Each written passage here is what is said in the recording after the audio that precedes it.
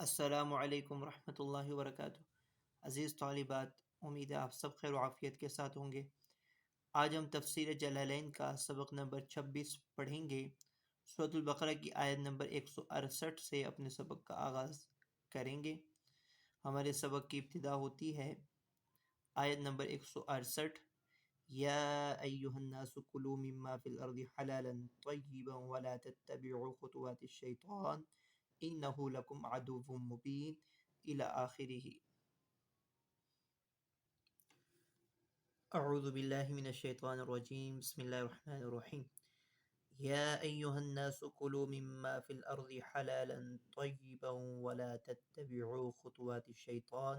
انہ لکم عدو مبین انما یأمرکم بالسوء والفحشاء وان تقولوا علی اللہ ما لا تعلمون وَإِذَا قِيلَ لَهُمُ اتَّبِعُوا مَا أَنزَلَ اللَّهُ قَالُوا بَلْ نَتَّبِعُ مَا أَلْفَيْنَا عَلَيْهِ آبَاءَنَا وَلَوْ كَانَ آبَاؤُهُمْ لَا يَعْقِلُونَ شَيْئًا وَلَا يَهْتَدُونَ صدق اللہ العظیم۔ یا ایہا الناس کلوا مما فی الارض حلالا طیبا ولا تتبعوا خطوات الشیطان انہ لکم عدو مبین۔ اے لوگو، کھاؤ اس میں سے جو زمین میں ہے حلال اور پاک، ولا تتبعوا خطوات الشیطان، اور پیروی نہ کرو شیطان کے قدموں کی، اور شیطان کے نشانات قدم پر نہ چلو اور پیروی نہ کرو شیطان کے قدموں کی۔ انہ لکم عدو مبین، بے شک وہ تمہارا کھلا دشمن ہے۔ انما یأمرکم بالسوء والفحشاء وان تقولوا علی اللہ ما لا تعلمون، وہ تمہیں حکم دیتا ہے صرف برائی اور بے حیائی کا، وان تقولوا علی اللہ ما لا تعلمون، اور یہ کہ تم اللہ کے بارے میں کہو جو تم نہیں جانتے۔ وَإِذَا قِيلَ لَهُمُ اتَّبِعُوا مَا أَنزَلَ اللَّهُ، اور جب انہیں کہا جاتا ہے کہ اس کی پیروی کرو جو اللہ نے اتارا، قالوا، تو وہ کہتے ہیں نہیں، بل نتبع ما الفینا علیہ آباءنا، بلکہ ہم اس کی پیروی کریں گے جس پر ہم نے اپنے آباء و اجداد کو پایا، اولو کان آباؤہم لا یعقلون شیئا ولا یہتدون، اب بھلا اگرچہ ان کے باپ دادا کچھ نہ سمجھتے ہوں اور ہدایت یافتہ نہ ہوں۔ بھلا اگرچہ ان کے آباء و اجداد کچھ نہ سمجھتے ہوں اور ہدایت یافتہ نہ ہوں۔ یا ایہا الناس کلوا مما فی الارض حلالا طیبا، اے لوگو،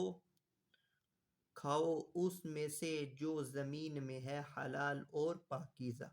ولا تتبعوا خطوات الشیطان، اور تم شیطان کے نشانات قدم پر نہ چلو، بے شک کہ وہ تمہارا کھلم کھلا دشمن ہے۔ جی، مفسر اس آیت کا شان نزول بیان کر رہے ہیں۔ وَنَزَلَ فِي مَنْ حَرَّمَ السَّوَائِبَ وَنَحْوَهَا، یہ آیت نازل ہوئی اس شخص کے متعلق کہ جس نے سائبہ وغیرہ جانوروں کو حرام قرار دے دیا تھا۔ سوائب سائبتن کی جمع ہے۔ سائبہ اس اونٹنی کو کہتے ہیں جس کو کسی بت وغیرہ کے نام پر چھوڑ دیا جائے اور تعظیماً اس سے کسی قسم کا استفادہ نہ کیا جائے۔ جاہلیت کے زمانے میں وہ بتوں کے نام پر ایسے جانوروں کو آزاد کر دیا کرتے تھے اور ان سے کسی قسم کا استفادہ نہ کرتے تھے۔ چراگاہوں میں چرنے سے نہ ان کو روکا جاتا اور نہ ہی ایسے جانوروں پر وہ سواری کرتے، نہ ان کو کھاتے وغیرہ۔ سائب تو ایسے جانوروں کو جنہوں نے اپنے لیے حرام کر دیا تھا، تو ان کے متعلق یہ آیت نازل ہوئی، اے لوگو کھاؤ اس میں سے جو زمین میں حلال اور پاکیزہ ہے۔ وَنَحْوَهَا، نحو سے مراد بحائر وغیرہ مراد ہیں۔ بحیرہ اس جانور کو کہتے ہیں جس کو غیر اللہ کے نام پر آزاد کر دیا جائے اور علامت کے طور پر اس کے کان چیر دیے گئے ہوں، اس کے کان چیر دیے گئے ہوں تاکہ معلوم ہو جائے کہ فلاں بت کے نام پر اس کو وقف کر دیا گیا۔ یا ایھا الناس کلوا مما فی الارض حلالا حال، مفسر نے بیان کیا کہ حلالا کی ترکیبی جو حالت ہے یہ حال ہے، حالن یہ حالت، حلالن کی ترکیبی حالت کے حوالے سے دو قول ہیں۔ پہلا قول یہ ہے کہ حلالن مما فی الارض سے حال ہے۔ دوسرا قول بعض نے اختیار کیا ہے کہ حلالن کلو کا مفعول بھی ہے، کلو کا مفعول بھی ہے۔ تو مفسر نے اس قول کو اختیار کرتے ہوئے کہا کہ حلالن یہ مما فی الارض سے حال ہے۔ گو کہ بعض حضرات نے حلالن کو کلو کا مفعول بھی قرار دیا ہے۔ اس صورت میں مما فی الارض کو حلالن سے حال مقدم قرار دیا جائے گا۔ مما فی الارض، مما فی الارض حال ہوگا، حلالن ذوالحال ہوگا۔ مما فی الارض کو حلالن سے حال مقدم قرار دیا جائے گا اور ذوالحال نکرہ ہونے کے سبب حال، اور ذوالحال کے نکرہ ہونے کی وجہ سے ہی حال کو مقدم کر دیا گیا ہے۔ اس صورت میں ذوالحال کے نکرہ ہونے کی وجہ سے حال کو مقدم کر دیا گیا ہے۔ حالن حلالن حال ہے، طیباً صفتا مؤکدتا،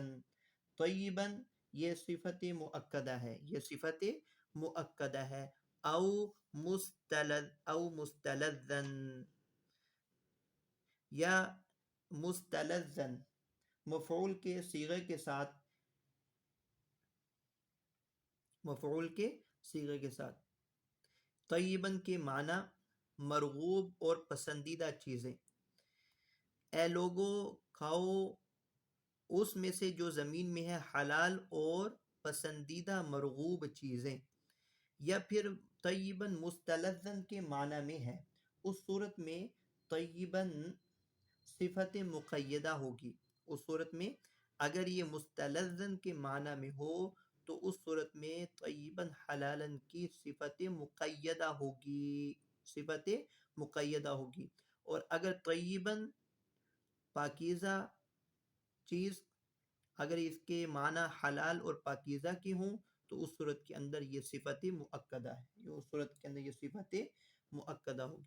وَلَا تَتَّبِعُوا خُطُوَاتِ طُرُقَ الشَّيْطَانِ، اور تم نہ چلو شیطان کے نشانات قدم پر نہ چلو، ای طرق الشیطان شیطان کی راہوں پر نہ چلو، ای تزیینہ، ای تزیینہ، اس میں حذف مضاف کی طرف اشارہ کیا ہے، مفسر نے حذف مضاف کی طرف اشارہ کیا، یعنی اے لوگو تم شیطان کے آراستہ کردہ راہوں، آراستہ کردہ راستوں پر نہ چلو۔ انہ لکم عدو مبین بین العداوۃ، بین العداوہ، بے شک کہ وہ تمہارا کھلم کھلا دشمن ہے۔ بین العداوۃ انما یأمرکم بالسوء والفحشاء وان تقولوا علی اللہ ما لا تعلمون، اللہ رب العزت نے شیطان کی عداوت اور دشمنی کو بیان کرتے ہوئے فرمایا وہ تم کو صرف گناہ اور فحش یعنی قبیح باتوں کا ہی حکم کرتا ہے۔ انما کلمہ حصر، وہ تم کو گناہ اور فحش یعنی قبیح، شرعاً قبیح باتوں ہی کا حکم کرتا ہے۔ انما یأمرکم بالسوء، یہ انہ لکم عدو مبین کے لیے علت کے مانند ہے، یعنی وہ تمہارا دشمن اس لیے ہے کہ وہ تم کو بری اور فحش باتوں کا حکم کرتا ہے۔ السوء ہر اس عمل کو کہتے ہیں جس سے خدا ناراض ہو، خواہ وہ عمل چھوٹا ہو یا بڑا۔ الفحشاء سے مراد کبیرہ گناہ ہے، گویا یہ عطف خاص علی العام کی قبیل سے ہے۔ یہ بالسوء والفحشاء، یہ عطف الخاص علی العام کی قبیل سے ہے، خاص کا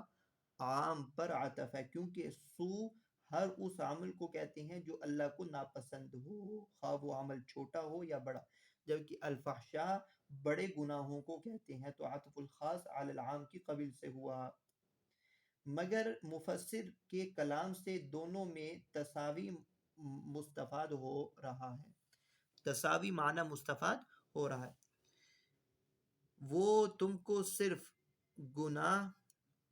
فحش اور فحش یعنی شرعن قبیح باتوں کا ہی حکم کرتا ہے، وَأَن تَقُولُوا عَلَى اللَّهِ مَا لَا تَعْلَمُونَ، اور یہ کہ تم اللہ کے بارے میں وہ باتیں کہو جو تم نہیں جانتے، من تحریم ما لم یحرم وغیرہ، من تحریم ما لم یحرم وغیرہ، یعنی وہ چیزیں حرام کر کے جو اللہ رب العزت نے حرام قرار نہیں دی، جو چیزیں اللہ رب العزت نے حرام قرار نہیں دی ان کو حرام قرار دے کر تم اللہ کے بارے میں وہ باتیں کہہ رہے ہو جو تم جانتے نہیں ہو۔ من تحریم ما لم یحرم، یہ ما لا تعلمون میں ما کا بیان ہے، ما کا بیان ہے۔ وَإِذَا قِيلَ لَهُمْ، أي الکفار، جب ان کفار سے کہا جاتا ہے اتبعوا ما انزل اللہ من التوحید وتحلیل الطیبات، کہ تم پیروی کرو اس کی جو اللہ نے نازل کیا، یعنی یہ ما موصولہ اس کا بیان من التوحید من بیانی ہے، جو اللہ رب العزت نے توحید اور پاکیزہ اور حلال مرغوب چیزوں کو حلال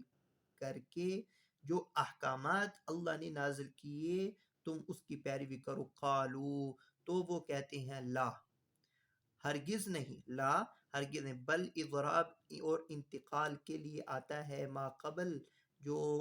کلام کا طرز چل رہا ہو تو اس کی تردید اور تبدیلی کے لیے آتا ہے، تو اسی لیے مفسر لا لے کر آئے، اسی کی طرف اشارہ کیا، تو وہ کہتے ہیں ہرگز ایسا نہیں، بلکہ ہم تو اسی ہی کی پیروی کریں گے جس پر ہم نے اپنے آباء و اجداد کو پایا، الفینا وجدنا کے معنی جس حالت میں ہم نے اپنے آباء و اجداد کو پایا، من عبادت الاصنام و تحریم الصوائب، ہم نے اپنے آباء و اجداد کو پایا بتوں کی پوجا کرتے ہوئے اور صوائب ایسی ایسی اونٹنیوں اور ایسے جانوروں کو حرام قرار دیتے ہوئے ہی ہم نے اپنے آباء و اجداد کو پایا، وہ تحریم الصوائب والبحائر۔ قال تعالی، تو اللہ تعالیٰ فرماتے ہیں ایتبعونہم، کیا تم ان کی پیروی کرو گے، بھلا تم ان کی پیروی کرو گے اگرچہ ان کے آباء و اجداد وہ کچھ امر دین کو نہ سمجھتے ہوں اور وہ ہدایت نہ پاتے، ولا یہتدون، اور نہ ہدایت یافتہ ہوں، حق کے راستے کی نہ وہ ہدایت پاتے ہوں اور نہ وہ کچھ امر دین کو سمجھتے ہوں، تب بھی کیا وہ اپنے آباء و اجداد کی پیروی کریں گے؟ ایتبعونہم، کیا وہ ان کی پیروی کریں گے کہ اگرچہ وہ کچھ بھی سمجھ نہ رکھتے ہوں، ولا یہتدون الی الحق، اور نہ وہ حق کی طرف ہدایت یافتہ ہوں، نہ وہ حق کی راستے کی طرف ہدایت یافتہ ہوں۔ ایتبعونہم، اس میں اشارہ ہے کہ حمزہ فعل مقدر پر داخل ہے، یہ حمزہ فعل مقدر پر داخل ہے، ولو کان فعل مقدر کے مفعول سے حال ہے، یتبعونہم، ولو کان آباؤہم لا یعقلون شیئا ولا یہتدون، یہ فعل مقدر کے مفعول سے حال ہے، تقدیر عبارت یوں ہوگی ایتبعونہم فی حال فرضہم غیر عاقلین ولا مہتدین، کیا وہ ان کی پیروی کریں گے جبکہ وہ ان کے آباء و اجداد جب وہ نہ سمجھتے ہوں نہ وہ ہدایت یافتہ ہوں۔ حمزہ والحمزۃ للانکار، اور حمزہ یہ انکار تعجب کے لیے، حمزہ انکار کے لیے ہے اور تعجب کے لیے ہے، یعنی تم ان کی پیروی اپنے آباء و اجداد کی پیروی نہ کرو۔ مفسر نے ایتبعونہم میں حمزہ کے بعد فعل مقدر مان کر ایک سوال کے جواب کی طرف اشارہ کیا ہے. سوال یہ ہے اولو کانا میں لو شرطیہ ہے، لہذا اس کے لیے جواب شرط کا ہونا ضروری تھا، حالانکہ یہاں جواب شرط موجود نہیں. تو اس کا جواب یہ دیا لو پر جو واو داخل ہے وہ واو حالیہ ہے. لو لو پر جو واو داخل ہے وہ حالیہ ہے، لہذا لو کو اس صورت میں جواب کی واو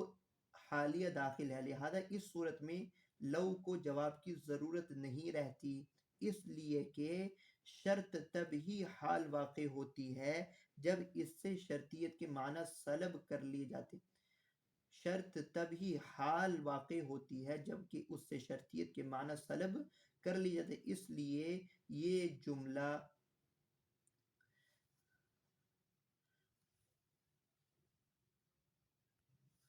محذوفہ کی صورت میں لو میں معنی شرط باقی نہیں رہتے. معنی شرط جب باقی نہیں رہتے لہذا اس کو جواب کی بھی ضرورت نہیں ہے، جواب کی ضرورت نہیں. اگلی آیت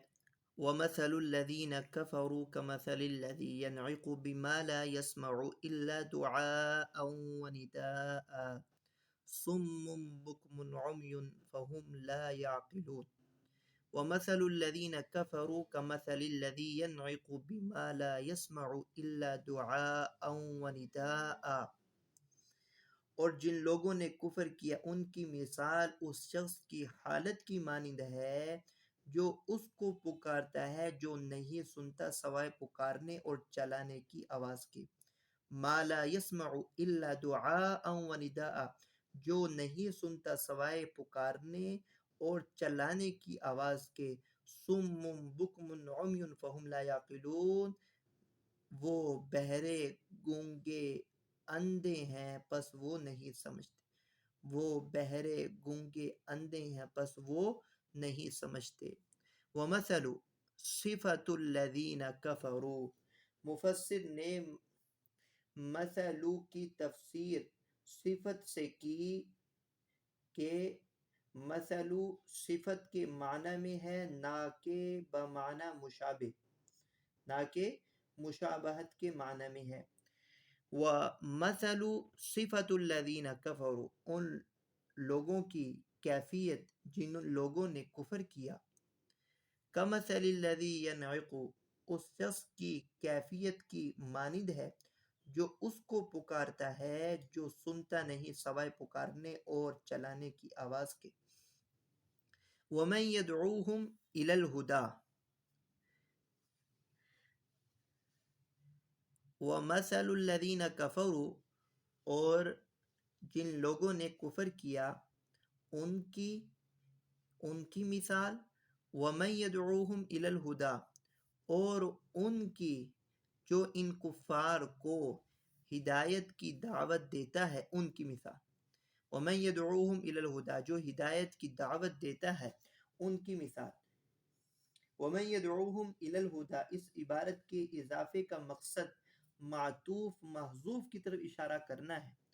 معطوف محذوف کی طرف اشارہ کرنا ہے، اور وہ من یدعوہم الی الہدی ہے. لہذا کفار اور ان کے داعی کو چرواہے اور بہائم کے ساتھ تشبیہ دی گئی ہے. چرواہے اور بہائم کے ساتھ تشبیہ دی گئی ہے.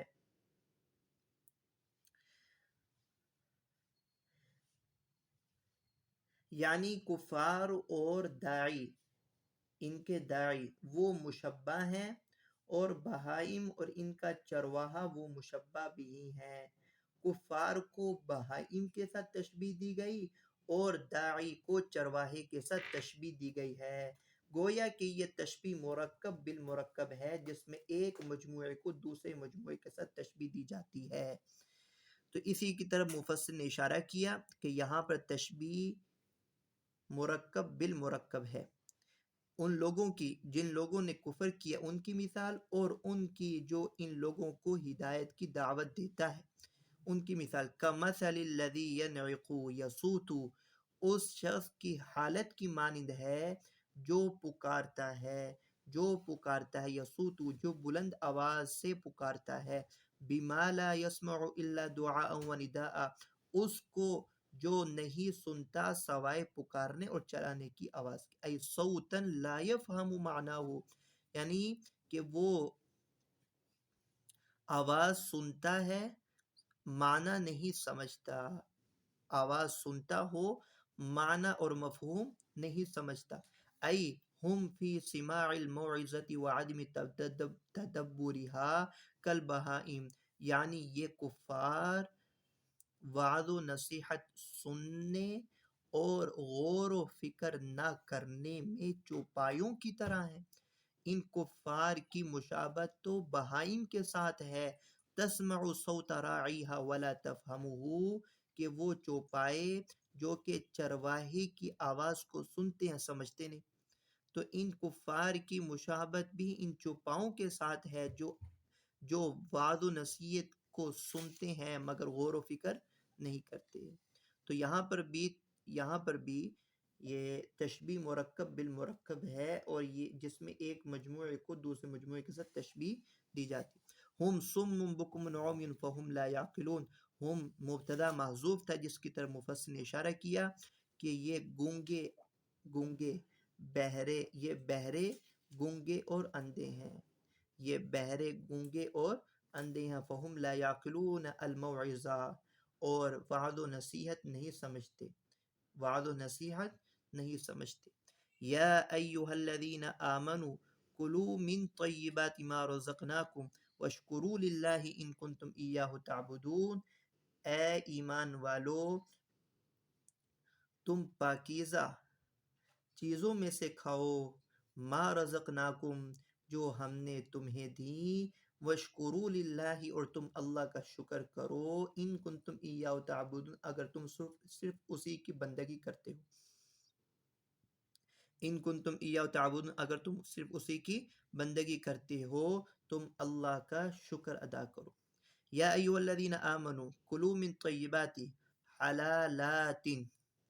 اے ایمان والو تم پاکیزہ چیزوں میں سے کھاؤ۔ طیبات کی تفسیر کی حلالات یعنی طیبات حلال کے معنی میں ہے، اے ایمان والو تم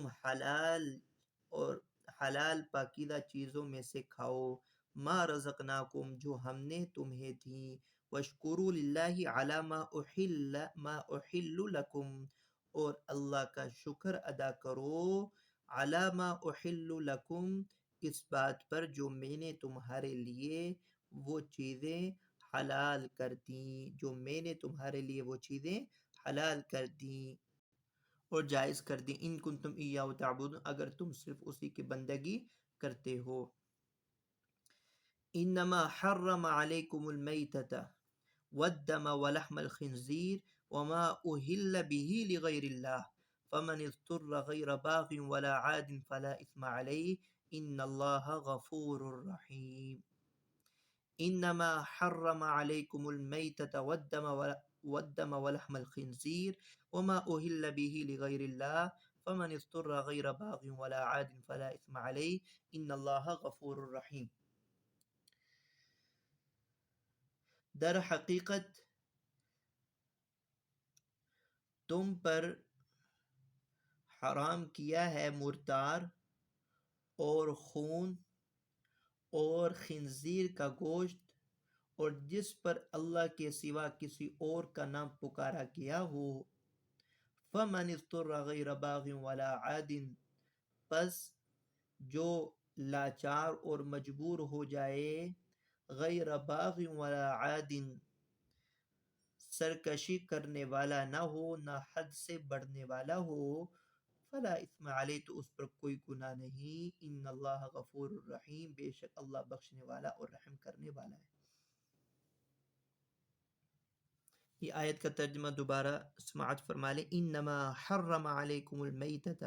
والدم ولحم الخنزیر وما اہل به لغیر اللہ فمن اضطر غیر باغ ولا عاد فلا اثم علیہ ان اللہ غفور الرحیم۔ در حقیقت اس نے تم پر مردار اور خون اور خنزیر کے گوشت کو حرام کیا ہے، اور اس کو جس پر اللہ کے سوا کسی اور کا نام لیا گیا ہو، اور اس جانور کو حرام کیا ہے کہ جس پر غیر اللہ کا نام لیا گیا ہو۔ فَمَنِ اضْطُرَّ غَيْرَ بَاغٍ وَلَا عَادٍ، بس جو لاچار اور مجبور ہو، غیر باغ، جو مفسر نے ترجمہ کیا ہے وہ یہ کیا ہے کہ عادل حکمران کے خلاف عادل حکمران کے خلاف بغاوت کرنے والا نہ ہو، ولا عادن، اور نہ ہی سرکشی کرنے والا ہو، فلا اثم علیہ، تو اس پر کوئی گناہ نہیں، ان اللہ غفور الرحیم، بے شک اللہ بخشنے والا اور رحم کرنے والا ہے۔ انما حرم علیکم المیتۃ ای اکلہا، حذف مضاف کی طرف مفسر نے اشارہ کیا، در حقیقت اس نے تم پر مردار کے گوشت کو حرام کیا ہے، اذ الکلام فیہ، اس لیے کہ کلام مأکولات کے متعلق ہو رہا ہے، کلام کھانے ہی کے بارے میں ہے، وَكَذَا مَا بَعْدَهَا، اور اسی ہی طرح اس کے بعد جو مذکورہ چیزوں کا کھانا بھی حرام ہے، وَكَذَا مَا بَعْدَهَا، اور اسی طرح اس کے بعد مذکورہ چیزوں کا کھانا ہی وہ حرام ہے، وَهِيَ مَا لَمْ تُزَكَّ شَرْعًا، وَهِيَ مَا لَمْ تُزَكَّ شَرْعًا، اور مردار وہ ہے معلم تزک کا شرعن، کہ جو شرعی طریقے پر ذبح نہ کیا گیا ہو، معلم تزک کا شرعن، جو شرعی طریقے پر ذبح نہ کیا گیا ہو وہی مردار ہے، وَأُلْحِقَ بِهَا بِسُنَّةِ مَا أُبِينَ مِنْ حَيٍّ، اور بحکم حدیث مردار میں گوشت کا وہ ٹکڑا بھی شامل کر لیا گیا ہے جو زندہ جانور سے کاٹ لیا گیا ہو، وَأُلْحِقَ بِهَا، اور اس مردار کے ساتھ شامل کر لیا گیا ہے بحکم حدیث ما ابین من حی، گوشت کا وہ ٹکڑا کہ جو زندہ جانور سے کاٹ لیا گیا ہو، وہ بھی حدیث کے حکم کی وجہ سے وہ بھی حرام قرار دے دیا گیا ہے، وخص منہا السمک والجراد، اور مردار سے مچھلی اور ٹڈی کو مستثنا کر دیا گیا، والدم ای المسفوح کما فی الانعام، اور خون سے دم مسفوح مراد ہے، یعنی بہتا ہوا خون مراد ہے، المسفوح کی قید مفسر نے بڑھا دی سورۃ الانعام میں، جیسا کہ اللہ رب العزت نے دم مسفوح کا ذکر کیا ہے، یہاں پر بھی وہ قید ملحوظ ہے، وَلَحْمَ الْخِنْزِيرِ خَصَّ اللَّحْمَ، اور سور کا گوشت، خَصَّ اللَّحْمَ لِأَنَّهُ مُعَظَّمُ الْمَقْصُودِ، گوشت کی تخصیص اس لیے کی گئی ہے کھانے میں وہی مقصود اعظم ہوتا ہے، خَصَّ اللَّحْمَ، اللہ رب العزت نے گوشت کی تخصیص کی، لِأَنَّهُ مُعَظَّمُ الْمَقْصُودِ، کیونکہ کھانے میں وہی مقصود اعظم ہے، وَغَيْرُهُ تَبَعٌ لَهُ، اور دوسری چیزیں پٹھے رگ وغیرہ اس کے تابع ہوتی ہیں، وما اہل بہ لغیر اللہ، اور وہ جانور کہ جس پر اللہ کے علاوہ کسی اور کا نام لیا گیا ہو، پکارا گیا، ای ذبح علی اسم غیر تعالی، یعنی غیر اللہ کے نام پر جو جانور ذبح کیا گیا ہو وہ بھی حرام ہے، والاحلال، اور احلال کے معنی ہوتی ہیں رفع الصوت، آواز کا بلند کرنا، احلال کے معنی ہوتی ہیں آواز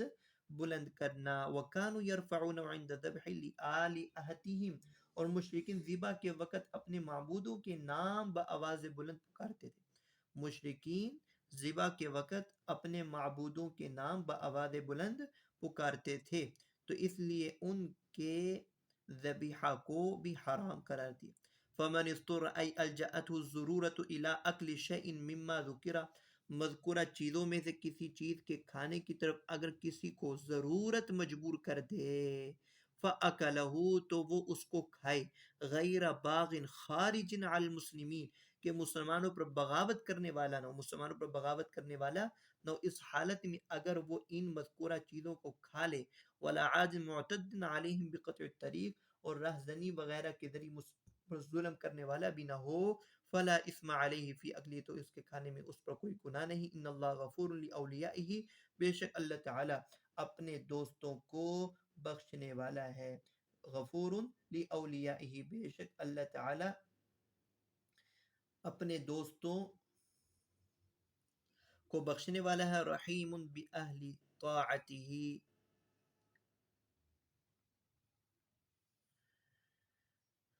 مہربان ہے، رحیم باہل طاعتہ اپنے اطاعت گزاروں پر اللہ تعالی مہربان۔ حیث وسع لہم فی ذالک ان کو اس معاملے میں وسعت اور کشادگی دے دی۔ یہ اللہ تعالی کی رحمت ہے کہ اللہ تعالی نے ایمان والوں اور اپنے دوستوں کے لیے اس معاملے میں وسعت اور کشادگی دے دی۔ وخرج الباغی والعادی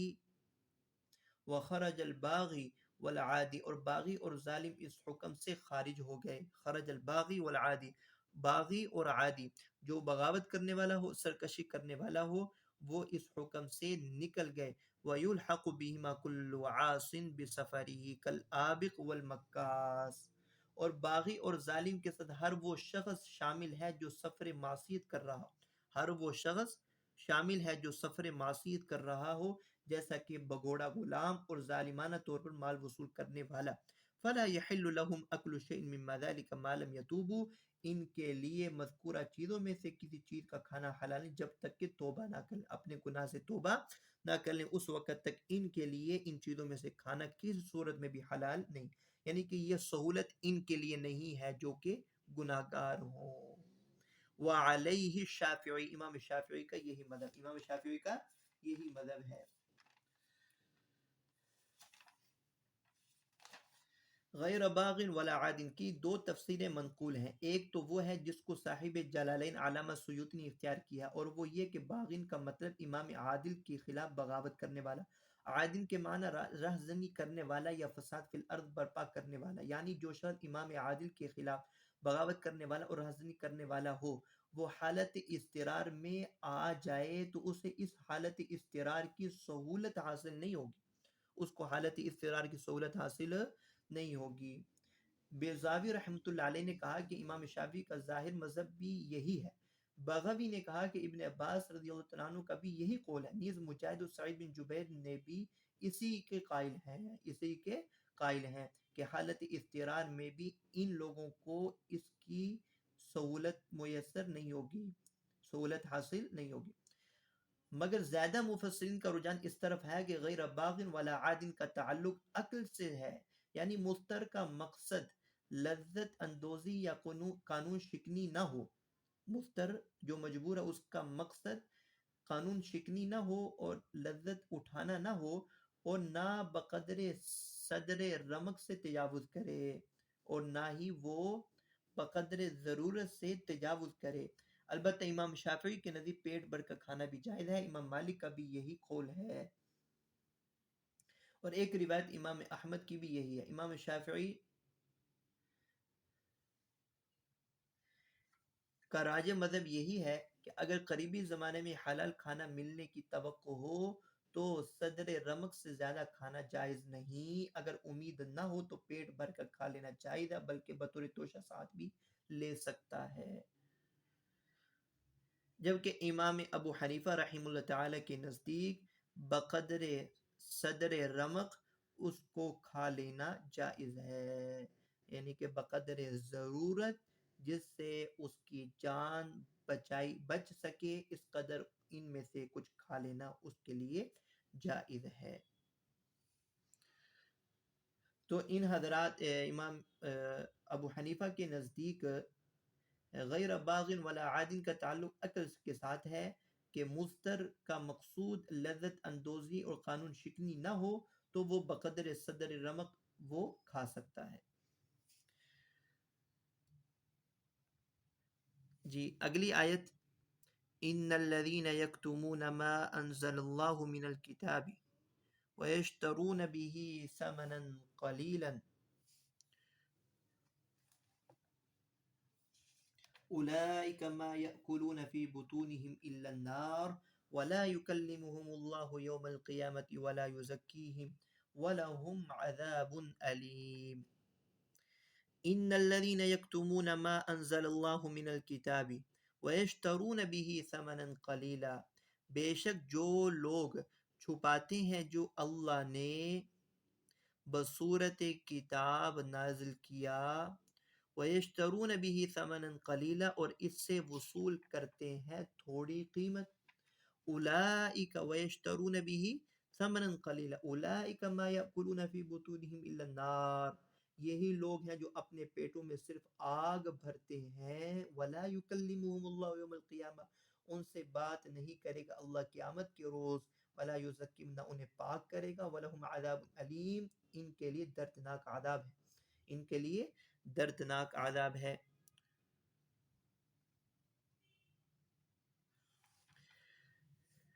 ان الذين يكتمون ما انزل الله من الكتاب المشتمل على نعت محمد صلی اللہ علیہ وسلم، بے شک وہ لوگ جو چھپاتے ہیں جو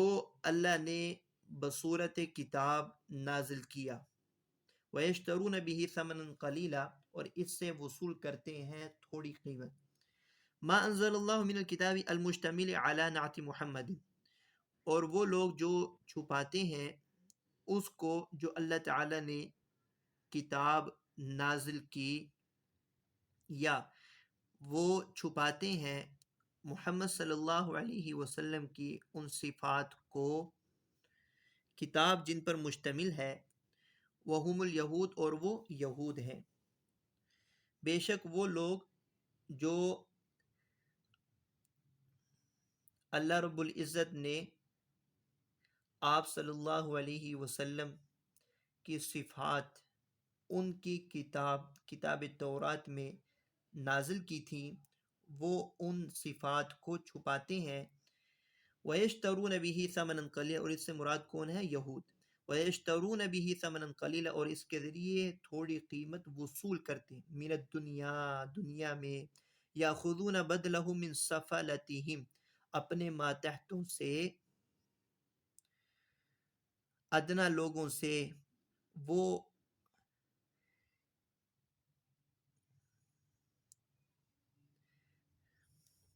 بدل الکتمان، اس کتمان کا، اس چھپانے کا بدل وہ وصول کرتے ہیں،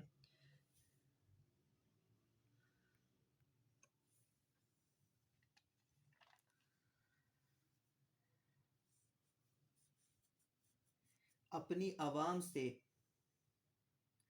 وہ چھپانے کے بدلے ثمن قلیل وصول کرتے ہیں، یأخذونہ بدلہ،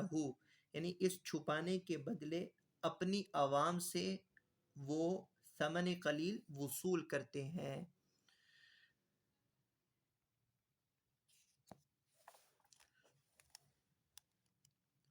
فلا یظہرونہ خوف فوتہ علیہم، اور وہ ظاہر نہیں کرتے ثمن قلیل فوت ہو جانے کے خوف سے، علیہم اپنے اوپر، وہ اپنے لیے ثمن قلیل فوت ہو جانے کے خوف سے وہ ان صفات کو، آپ صلی اللہ علیہ وسلم کی صفات کو ظاہر نہیں کرتے، اولئک ما یاکلون فی بطونہم الا النار، یہی وہ لوگ ہیں جو اپنے پیٹوں میں آگ بھرتے ہیں، صرف اور صرف وہ اپنے پیٹوں میں آگ بھرتے ہیں، لِأَنَّهَا مَآلُهُمْ، اس وجہ سے کہ وہ ہی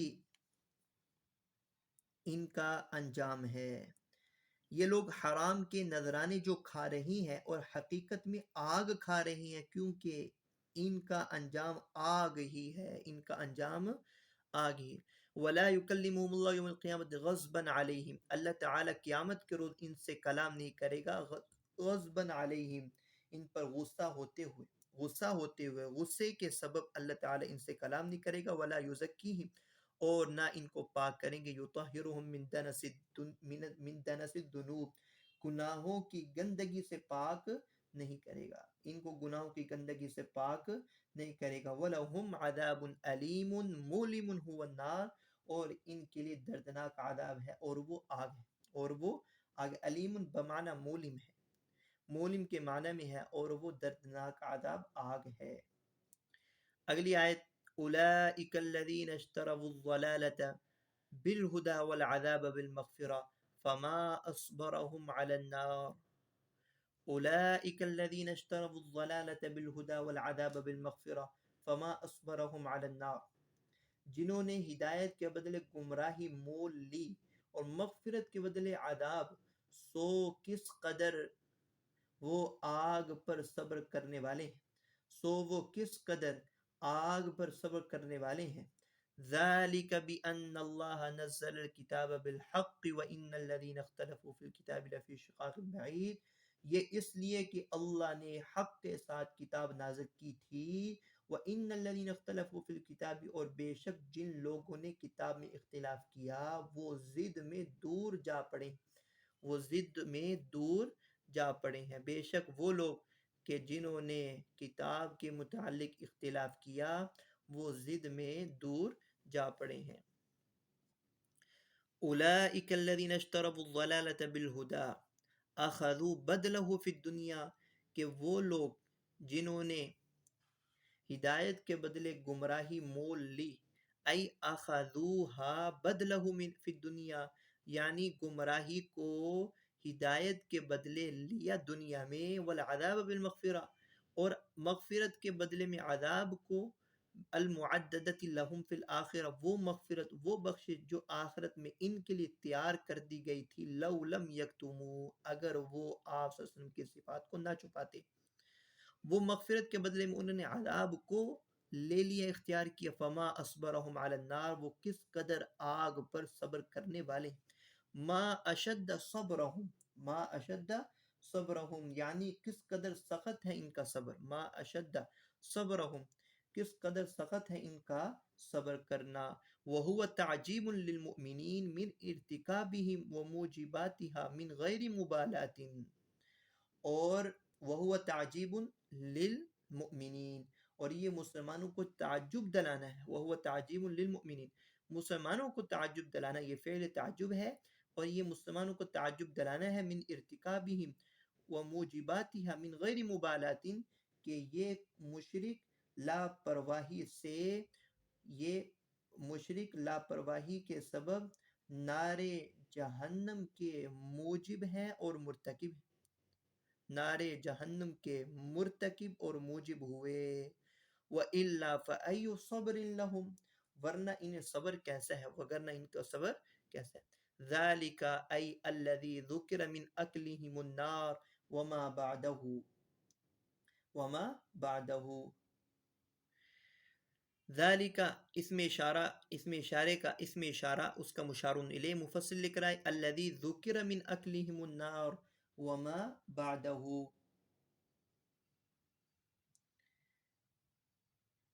یہ آگ کا کھانا اور اس کا ما بعد کا حال، الذی ذکر من اکلہم النار، آگ کا کھانا اور اس کے ما بعد کے جو حال ہیں، اس کا سبب بِأَنَّ، بسبب ان، بات سببیت کے لیے ہے، بسبب ان، یہ اس سبب سے ہے، ان اللہ نزل الکتاب بالحق، کہ اللہ تعالی نے کتاب نازل کی، اللہ تعالی نے کتاب کو حق کے ساتھ نازل کیا، متعلق بی نزل، نزل بان اللہ نزل الکتاب بالحق، اللہ تعالی نے کتاب کو حق کے ساتھ نازل کیا، بالحق کی جار مجرور، نزل کے ساتھ متعلقہ، فاختلفوا فیہ حیث آمنوا ببعض وکفروا ببعض بکتمہ، انہوں نے اختلاف کیا اس میں اس طرح کہ بعض حصے پر وہ ایمان لائے، بعض کا انہوں نے انکار کر دیا چھپا کر۔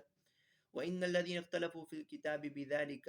بے شک وہ لوگ جنہوں نے کتاب میں اس طرح اختلاف کیا، وَهُمُ الْيَهُودُ، اور وہ لوگ یہود تھے، وَقِيلَ الْمُشْرِكُونَ فِي الْقُرْآنِ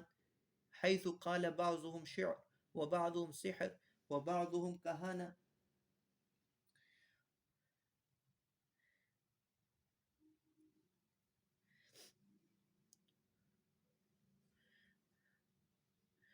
وقيل المشركون في القرآن حيث قال بعضهم شعر وبعضهم سحر وبعضهم کہانت، اور کہا گیا ہے قرآن میں اختلاف کرنے والے مشرکین ہیں، قرآن میں اختلاف کرنے والے وہ مشرکین ہیں، کہ اس طریقے پر کہ ان میں سے بعض نے کہا قرآن شعر ہے، بعض نے کہا جادو ہے، بعض نے کہا کہ یہ کہانت ہے. تو بہرحال یہ اختلاف کرنے والے ایک قول کے مطابق یہود ہیں اور ایک قول کے مطابق مشرکین ہیں. لفی شقاق خلاف بعید عن الحق، بلا شبہ یہ لوگ اختلاف میں حق سے بہت دور ہیں، یہ اختلاف اور ضد میں بعید عن الحق کی حق سے بہت دور جا پڑے ہیں، بہت